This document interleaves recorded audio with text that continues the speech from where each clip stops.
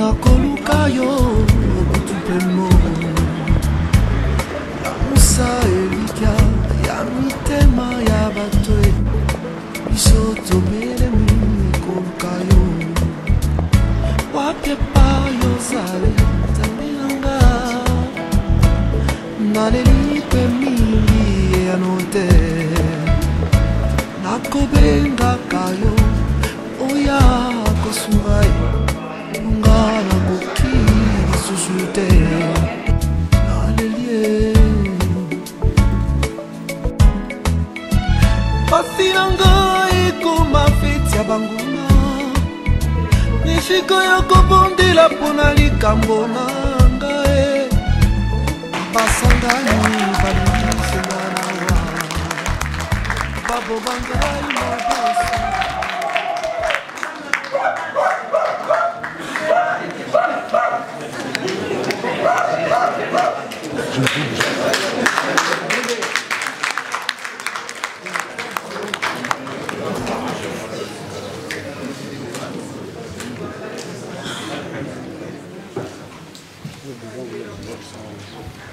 Monsieur Cheikh. On reste sur la même ligne.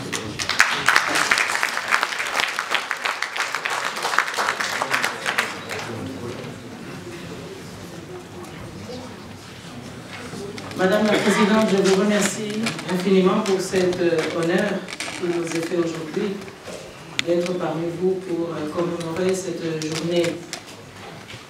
Messieurs les Excellences, Messieurs et Mesdames, ambassadeurs, Messieurs les représentants de toutes ces associations qui sont réunies ici, je vous transmets le salut de mon pays, la République démocratique du Congo, et plus particulièrement le salut de notre diaspora congolaise qui aujourd'hui est aux avant-postes pour essayer d'animer la bonne conscience qui doit restaurer ce grand pays au cœur de l'Afrique.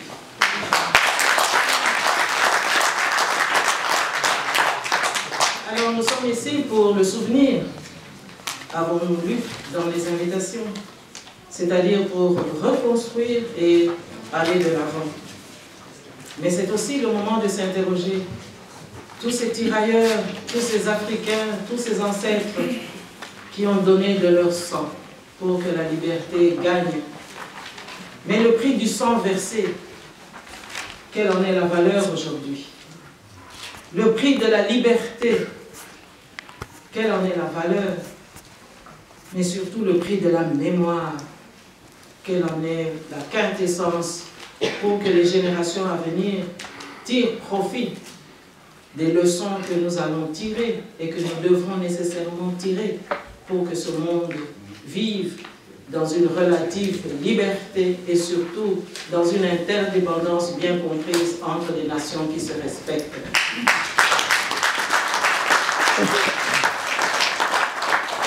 Alors, Madame la Présidente, Excellences, Messieurs, Mesdames, ambassadeurs, je représente ici un pays qui est une plaie béante au cœur de l'Afrique.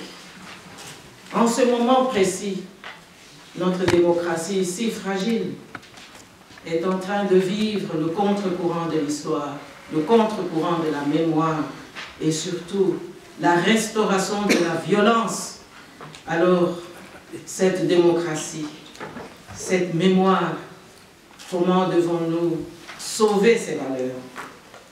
Bien sûr, c'est un hommage à nos ancêtres, à nos parents, à nos mères, à nos sœurs. Mais quelle est notre responsabilité lorsque sous nos yeux, un si grand pays tel que le Congo est en train de vivre la pire des tragédies que nous pouvons nous aussi à notre tour qualifier de génocide contre le peuple congolais. Génocide contre les femmes, contre les jeunes filles, contre les enfants qui aujourd'hui sont mutilés chaque jour et le monde entier se tait. Alors je suis ici la voix de toutes ces victimes pour que nous puissions associer la mémoire de ce jour à la blessure profonde de nos concitoyens. Et j'aimerais simplement conclure aussi en disant que le Congo aujourd'hui, c'est un pays, du point de vue des valeurs démocratiques, un pays abandonné, un pays laissé à la dérive des plus violents, tout simplement parce que ce pays est si riche que tout le monde doit se faire sa poche pour que tout le monde soit riche. Mais regardez cette population paradoxalement si pauvre, si meurtrie, sans hôpitaux, sans écoles, sans routes.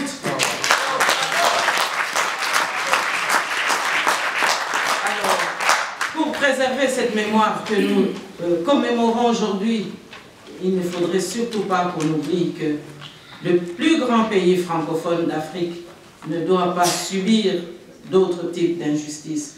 Je vous demanderai tous à être vigilants parce que ce pays est menacé de balkanisation, ce pays est menacé d'implosion, mais le peuple congolais refuse la balkanisation, refuse la division et refuse le tribalisme. Et donc, aujourd'hui, j'aimerais simplement vous lancer le cri du peuple congolais, le cri des femmes congolaises, pour que, enfin, nous puissions être entendus et que dans 5 ans ou dans 10 ans, lorsqu'on pourra à nouveau commémorer la mémoire de nos ancêtres, eh bien que ce triste passé, cette triste tragédie d'aujourd'hui soit définitivement classée dans les oubliettes de l'histoire. Je vous remercie.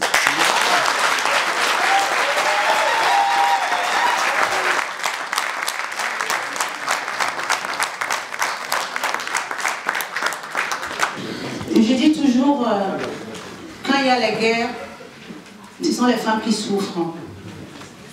Je dis toujours aux hommes, nous donnons la vie et vous, vous la détruisez. Nous portons les enfants pendant 9 mois et vous les envoyez à la guerre. Il va falloir qu'on s'asseye et qu'on parle de ce paradoxe que ce n'est pas celui qui donne la guerre qui est c'est pas celui qui donne la vie qui est le premier à la détruire. Nous sommes amenés à vivre ensemble. Ce qui se passe au Congo, une parenthèse, doit être dénoncé. La femme est devenue une arme de guerre. C'est affreux et je partage tout à fait l'analyse de Madame la marraine. J'espère que l'année prochaine, quand on fêtera le 11e anniversaire de la mémoire des tirailleurs, elle viendra pour nous dire que c'est fini, que la paix est revenue au Congo. C'est tout ce que je souhaite. Madame la marraine, Justine Kadaboubou. Merci beaucoup, Madame la Présidente. Alors, je crois que l'honnêteté fait partie justement du devoir de mémoire. Et comme je suis une marraine et une femme congolaise en deuil des 8 millions de morts que nous déplorons chez nous, j'aimerais qu'on ne se laisse pas trop entraîner par un angélisme des discours condescendants. Alors, je dois vous dire ici que la réalité au Congo, en République démocratique du Congo, c'est que le Congo est un pays sous occupation, dans les mêmes circonstances et dans les mêmes tenants et aboutissants que lorsqu'on évoquait l'occupation de l'Europe pendant la Deuxième Guerre mondiale. Alors d'un côté, on nous reproche que c'est la Chine qui vient envahir le pays et qui crée des désordres, ce n'est pas vrai. De l'autre côté, on nous dit oui, mais vous devez faire comme le Rwanda parce que le Rwanda se développe. Mais ce qu'on ne dit pas, c'est qu'il y a un deuxième agenda du Rwanda qui fait qu'on pille les ressources de notre pays avec l'ancien colonisateur dans les coulisses et ça, on ne le dit pas. Ça nous crée aujourd'hui 8 millions de morts. On ne se mobilise pas pour cela.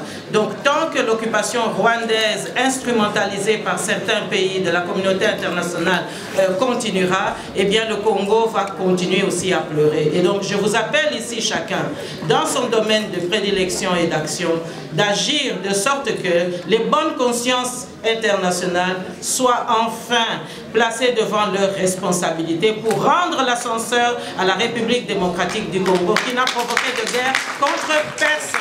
Merci. Madame la marraine.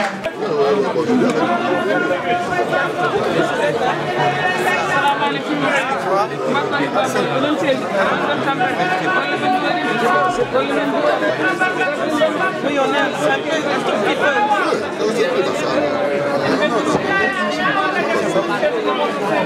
Oh, elle avait des plein de trucs.